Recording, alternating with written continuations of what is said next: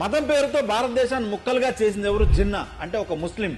రామ మందిరాన్ని పగలగొట్టి మసీదు నిర్మించింది బాబర్ అంటే ఒక ముస్లిం. గురుతేజ్ బహదూర్ తల నరికిన వాడు ఔరంగజేబ్ ఒక ముస్లిం. కాశ్మీర్ లో పండిట్ల హిందువుల నరమేధం చేసిన ప్రతి ఉగ్రవాది ముస్లిం. ముంబైలో బాంబు పేలులకు పాల్పడిన వ్యక్తి దావూద్ ఒక ముస్లిం. భారత పార్లమెంటుపై దాడి చేసిన అఫ్జల్ ఒక ముస్లిం. గోధ్రాలో కరసేవకులను సజీవ దహనం చేసిన ప్రతి జిహాదీ ముస్లిం.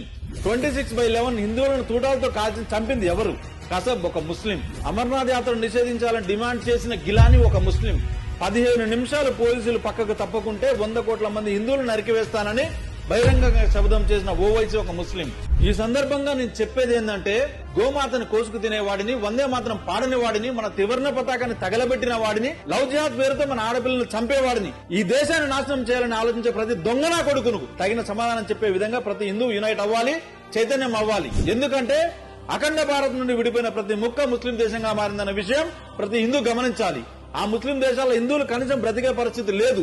మనలో చైతన్యం, ఐకమత్యం రాకపోతే కాశ్మీర్ లో, బెంగాల్లో లాగా దేశం మొత్తం ప్రాణాలు అరిచేతిలో పెట్టుకుని పరిగెత్తాలి. పరిగెత్తే రోజు వస్తుంది. కాబట్టి మన భవిష్యత్ తరాలు హిందువులుగా ఉండాలంటే, మనం హిందువులుగా మనగడ సాగించాలంటే మేలుకో హిందువు మేలుకో.